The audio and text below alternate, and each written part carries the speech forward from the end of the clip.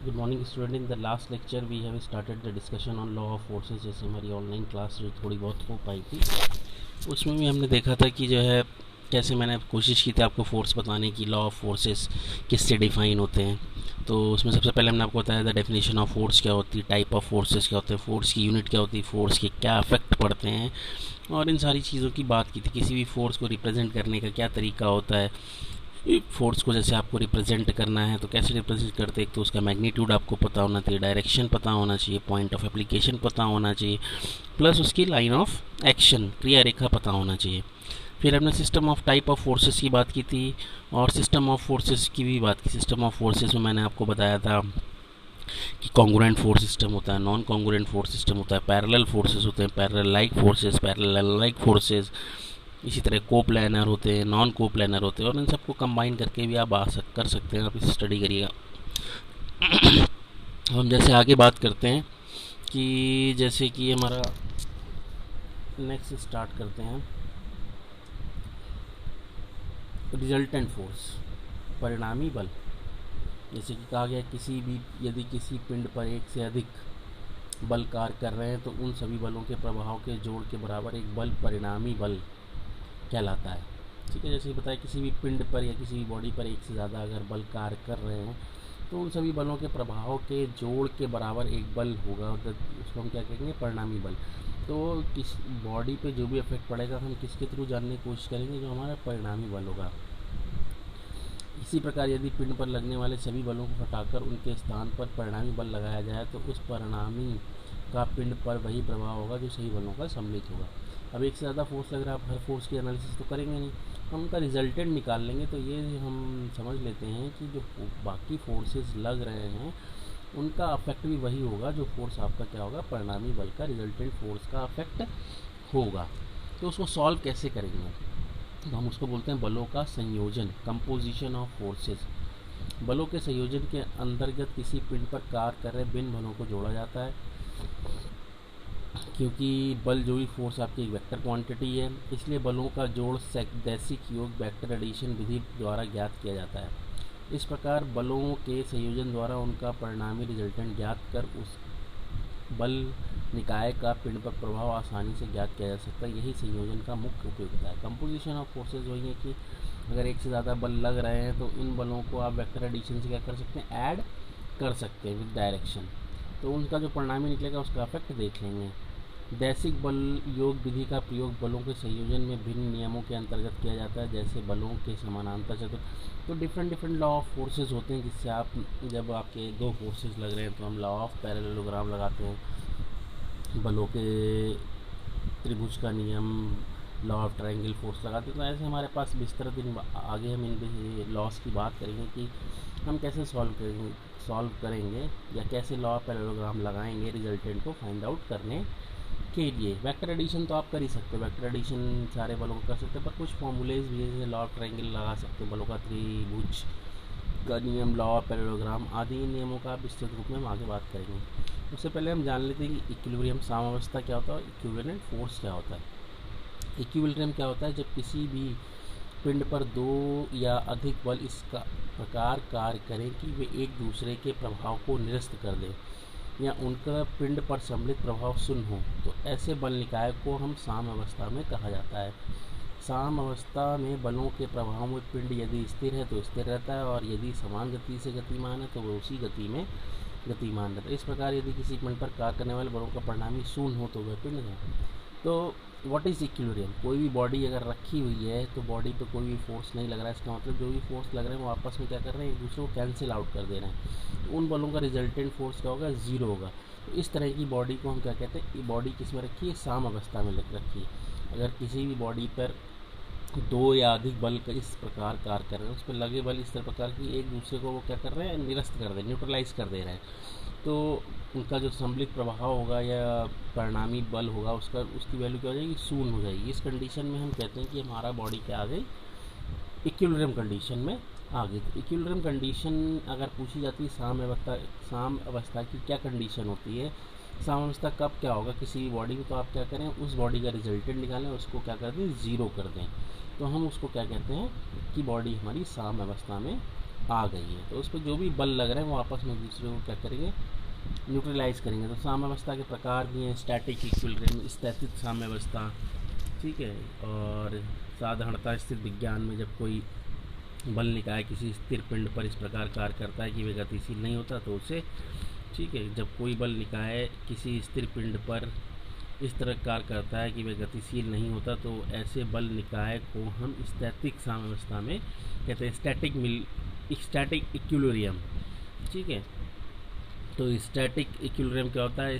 Statics में हम generally जो भी एनालिसिस करते हैं वो कैसे करते हैं, बॉडी हमारी स्टैटिक रुकी हुई रहती है, उस पर हम एनालिसिस करते हैं, कॉल्ड स्टैटिक। डायनेमिक इक्विलिब्रियम में बॉडी आपकी गतिशील रहती है तो उसको हम क्या कहते हैं, डायनेमिक इक्विलिब्रियम कहते हैं।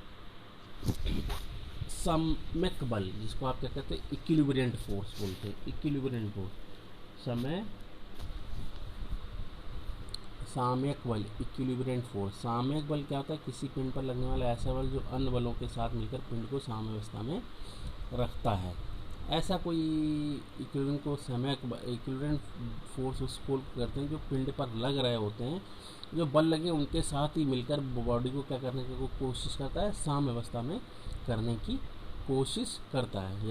यदि कोई बल निकाय साम्यावस्था में है तो उस बल निकाय का कोई भी बल शेष बलों का साम्यक बल है। अगर कोई बल आपके कोई भी बॉडी किसमें इक्विलिब्रियम पोजीशन में है तो उस पर जो भी बल लग रहे हैं उसमें से कोई बल शेष बल अगर एक बच रहा है वो इक्विलिब्रियम में काम करता है। इसको आप निकाल भी सकते हैं इक्विलिब्रियम फोर्स को, जैसे कि मैंने बताया कि कोई बॉडी अगर साम्यावस्था में तो रिजल्टेंट फोर्स आप 0 कर दीजिए और मान लीजिए उसमें वो अननोन अगर कोई फोर्स होगा तो वो उसका क्या होगा, इक्विलिब्रियंट फोर्स होगा। जैसे कि डेफिनेशन, इक्विलिब्रियंट फोर्स मतलब वो बल जो बॉडी को इक्विलिब्रियम में रखने की कोशिश करें, हम उसको क्या कहेंगे, वो बल जो बॉडी को इक्विलिब्रियम में कोशिश रखे करने की, तो हम उसको क्या बोलते हैं, इक्विलिब्रियंट फोर्स।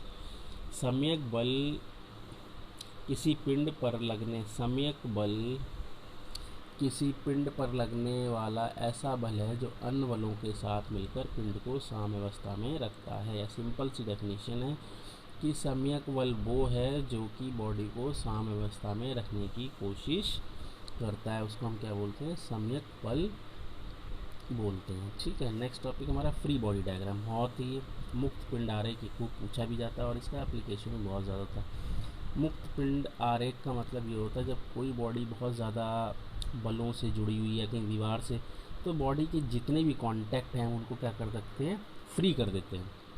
ठीक है, फ्री बॉडी का मतलब है कोई भी बॉडी कहीं रखी हुई है और जैसे आप ज़मीन में रखेंगे तो वो ज़मीन से कांटेक्ट में है, या आप हाथ लगाएंगे तो वो आपके कांटेक्ट में। जब हम बॉडी का फ्री बॉडी डायग्राम है कि बॉडी का ऐसा डायग्राम बनाएंगे कि उसको सारे जहाँ जहाँ उसके कांटेक्ट होंगे उसको हम क्या कर देंगे, फ्री कर देंगे। तो उस डायग्राम को हम क्या कहेंगे, फ्री बॉडी। जैसे नाम है मुक्त पिंड आरेख, किसी पिंड, वस्तु, ढांचा या मशीन अथवा उसका अंग के संतुलन संबंधी अध्ययन हेतु उस पिंड का अलग स्थान पर एक सरल आरेख बनाते हैं। ठीक है, जिसमें उस पर क्रियाकारी सभी बलों का उनके रिस्पेक्टिव क्रिया बिंदुओं पर तीरों द्वारा प्रदर्शित किया जाता है। ये बाह्य बल का तात्पर्य पिंड पर कार्य करने वाले सभी क्रियाबल, एक्टिव फोर्स, सपोर्ट आदि की प्रक्रियाओं तथा पिंड के श्वास वेट, तो उनमें जो भी फोर्सेस लग रहे हैं या सपोर्ट से कनेक्ट कर रहा है या कोई वेट है, वो सारी चीज़ें उसमें आप दिखा सकते हैं। ठीक है, तो मेन फ्री बॉडी डायग्राम का डायग्राम है कि बॉडी को आपको सारे कांटेक्ट से क्या कर देना, फ्री कर देना, और उस पर जो बल लग रहे हैं उनको एरो द्वारा आप क्या करेंगे, दिखा देंगे।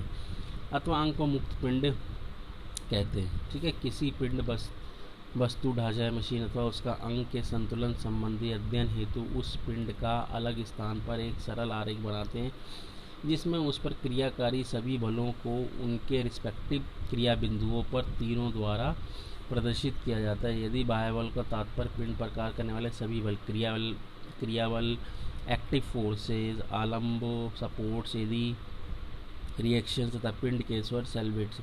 अगर हम डिफाइन करना चाहें फ्री बॉडी क्या है, ये when the body is removed from all the contacts, when the body is removed from all contact and show all the forces acting on the body, whether it is active force, whether it is support or whether it is weight, and we will draw that diagram at a different place, then it is called your free body diagram.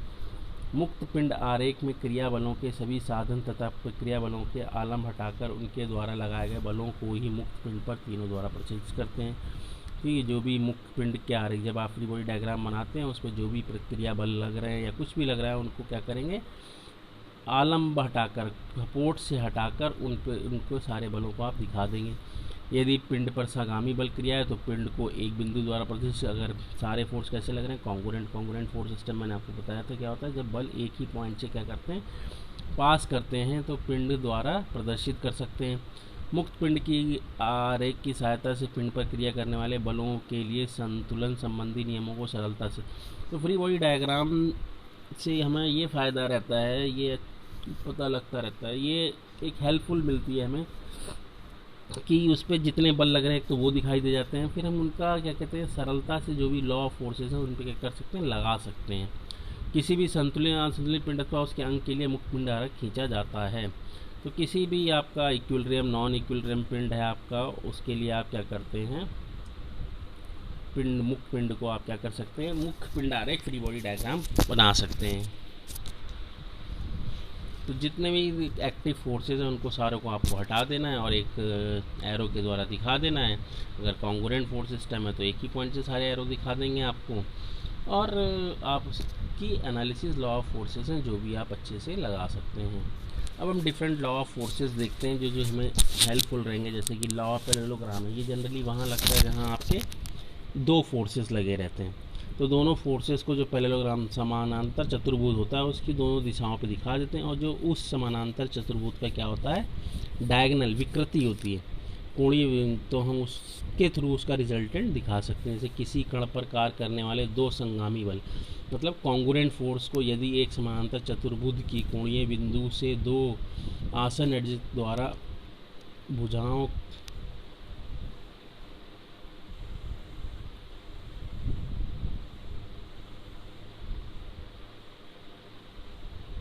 Page शायद छूट गया है, इसमें आगे का page वो scan हो गया है, ठीक है। तो उसको आप पढ़ लीजिएगा। मैं बता रहा हूँ, किसी भी समानांतर चतुर्भुज की दो दिशाओं से अगर कोई दो बल लग रहे हैं एक ही पॉइंट से पास करने, तो जो उसकी विकृति होती है उसको हम क्या बोलते हैं, उसका रिजल्टेंट बोलते हैं, ठीक है। उसको पढ़ने की कोशिश करिएगा। लॉ ऑफ पैरेललोग्राम, ये उसके कुछ न्यूमेरिकल वो हैं, अब यहाँ पे तो इसको, ठीक है। लॉ ऑफ पैरेललोग्राम दूसरा आपका है, दूसरा नियम हमारा law of triangle of forces. इस नियम के अनुसार किसी बिंदु पर कार्य कर रहे तीन बलों का परिमाण तथा दिशा में यदि एक त्रिभुज की क्रम अनुसार तीन भुजाओं द्वारा निरूपित किया जा सके तो वे तीनों बल साम्यावस्था में होंगे। ये आपका क्या है, लॉ ऑफ ट्रायंगल फोर्स है। किसी भी बॉडी पर अगर थ्री फोर्सेस लग रहे हैं तो इन तीनों बलों को एक ही दिशा में एक त्रिभुज के आकार से आप बना लेंगे। तो जो उसका क्लोजिंग साइड होगी, जो उसको ट्रायंगल को पूरा करेगा, वो आपको क्या बताएगा कि law of triangle of forces हैं, ठीक है। इस नियम के अनुसार किसी बिंदु पर कार्य कर रहे तीन बलों को परिणाम तथा दिशा में यदि एक त्रिभुज की क्रमानुसार तीन भुजाओं द्वारा निरूपित किया जा सके तो वे तीनों बल साम्यावस्था में होंगे, ठीक है। तो law of triangle of force में बलों का त्रिभुज के अलग अलग तरीके हैं दिखाने के, ठीक है। जो जैसे आप यूज़ करोगे तो कैसे यूज़ करोगे, मान लो एक फोर्स है, उसी एक फोर्स आपने एरो की तरह ड्रॉ किया, फिर एरो का जो हेड होगा उससे दूसरा फोर्स करेंगे, तीसरी साइड जो उस ट्रायंगल को क्या करेगी, क्लोज करेगी रिवर्स डायरेक्शन में, वो आपका क्या होगा, रिजल्टेंट होगा, ठीक है। और तीनों बॉडी जब बना लेंगे ट्रायंगल ऑफ फोर्स, वो आपका क्या होगा, इक्विलिब्रियम होगा। किसी बिंदु पर कार्य कर रहे तीन बलों को परिमाण तथा दिशा में यदि एक त्रिभुज की क्रम अनुसार तीन भुजाओं द्वारा निरूपित किया जा सके तो वे तीनों बल साम्यावस्था में होंगे, ठीक है। तो ये आप पढ़िएगा। बलों के त्रिभुज का दूसरा रूप है, यदि किसी बिंदु पर कार्य कर रहे दो बलों को त्रिभुज की क्रम से ली गई भुजाओं द्वारा परिमाण और दिशा में निरूपित किया जा सके तो उसी त्रिभुज की विपरीत क्रम में ली गई तीसरी भुजा उपयुक्त दो बलों का परिणामी निरूपित करती है। ठीक है, ये अदर फॉर्म है कि यदि किसी बिंदु पर कार्य कर रहे दो बलों को त्रिभुज की क्रम से ली गई दो भुजाओं द्वारा परिमाण और दिशा में निरूपित किया जा सके दो भुजाओं द्वारा, तो उसी त्रिभुज की विपरीत क्रम में ली गई तीसरी भुजा उपयुक्त दो बलों का परिणाम। ठीक है, ये क्या कह रहा है, if two forces are acting at any point, if two forces are acting at any point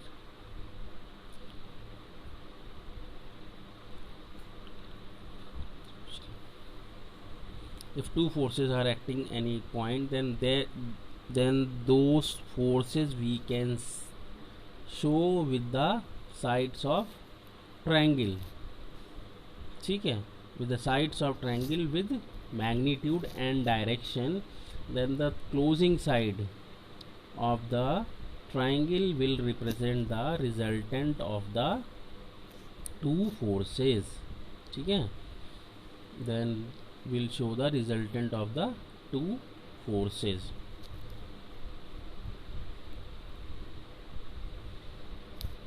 ठीक है, तो इसके तीन हैं law of triangle of force के, 2.35 लॉ ऑफ ट्रायंगल है, इसको पढ़िएगा। 2.3.51 है, इसको पढ़िएगा। एक ये आपका 2.3.5 लाइए, इसको एक बार पढ़ लेते हैं। यदि किसी कण पर कार्य कर रहे तीन बल साम्यावस्था में हैं तो उन्हें एक त्रिभुज से क्रम से ली गई तीनों भुजाओं द्वारा परिमाण तथा दिशा में निरूपित किया जा सका। If three forces are acting on, if कोई तीन फोर्सेज हैं आपकी equilibrium, if three forces are in equilibrium then these forces can be shown with the sides of triangle. ठीक है, साइड्स ऑफ ट्रायंगल से शो कर सकते हैं। तो law of triangle of force हो गया। दूसरी है आपकी लामी की प्रमेय, लामीज थ्योरम। ठीक है, इसमें आपको किसी कण पर क्रिया कर रहे तीन बल यदि साम्यावस्था में है तो प्रत्येक बल शेष दो बलों के बीच कोण का ज्या के समानुपाती होता है। ये आपकी क्या है, लामीज थ्योरम। किसी कण पर क्रिया कर रहे तीन बल यदि साम्यावस्था में हैं तो प्रत्येक बल शेष दो बलों के बीच कोण का ज्या के समानुपाती होता है। ठीक है, किसी भी बॉडी पर अगर तीन बल लग रहे हैं तो वो बल किसके बराबर होगा, जो बचे हुए दो बलों हैं उनके बीच का साइन का एंगल होता है। तो ये लामीज थ्योरम, ये बहुत हेल्पफुल रहती है आपको सॉल्व करने के लिए। मान लो एक ट्रायंगल की साइड में PQR फोर्स लग रहे हैं। ठीक है, जैसे कि इसमें दिखा रहा है P फोर्स लग रहा है, Q फोर्स लग रहा है और R फोर्स लग रहा है, P फोर्स लग रहा है। तो जैसे P आप अगर डायग्राम में देखने की कोशिश करें तो एक पॉइंट पे P लग रहा है, Q लग रहा है और R लग रहा है। P और Q के बीच का एंगल अल्फ़ा है, P और Q के बीच का एंगल अल्फ़ा है। ठीक है, Q और R के बीच का एंगल गामा है, P और R के बीच का एंगल बीटा है। तो अगर आप दिखाएंगे तो P के नीचे क्या आ जाएगा, साइन गामा, Q के नीचे क्या आ जाएगा, साइन बीटा, R के नीचे क्या आ जाएगा, साइन अल्फ़ा। ये देख सकते P के नीचे क्या आएगा, साइन गामा। P आपने एक फोर्स ले लिया, बचे हुए कौन से बचे, R और Q बचे, उनके बीच का एंगल क्या है, गामा। तो क्या हो गया, P upon sine gamma.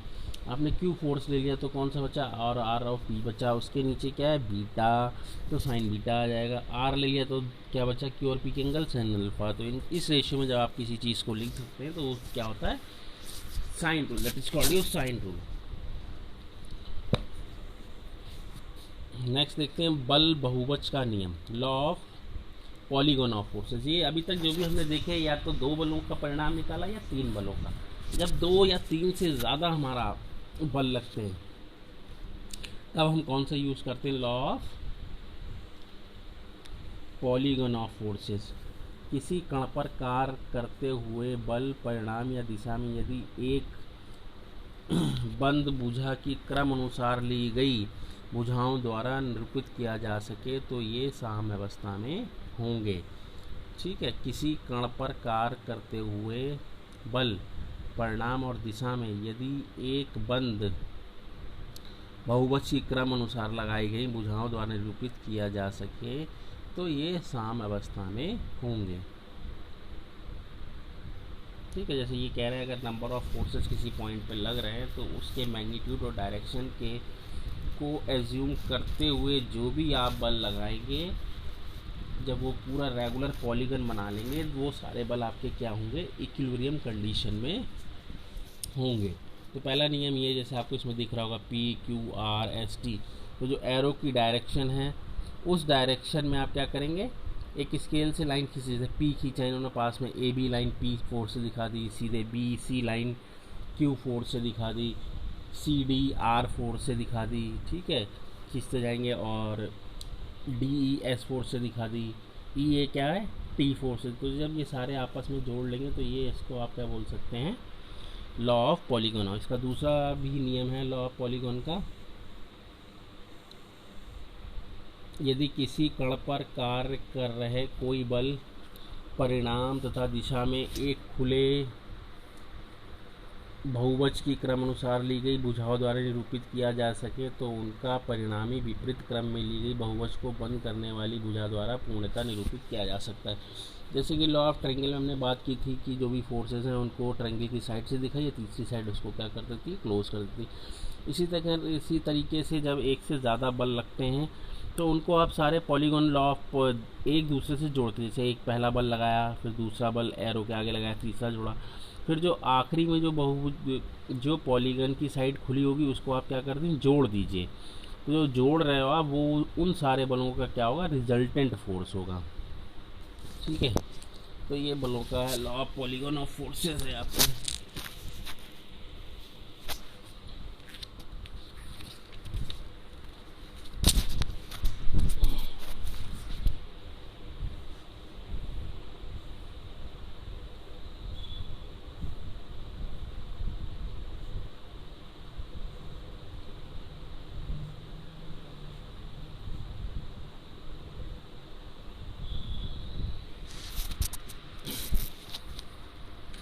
Okay student, तो ये सारे लॉज आप लोग पढ़िएगा। नेक्स्ट वीडियो या हम क्लास ले पाएंगे तो हम बात करेंगे, मोस्ट प्रोबेबली मंडे को मैं लिंक भेज दूंगा, मंडे को हम क्लास करने की कोशिश करेंगे। और आप लोग जब तक ये पढ़िएगा इनको और डिटेल में डिस्कस करेंगे, ठीक है, कैसे सॉल्व कर सकते हैं। ठीक है, ओके, थैंक यू।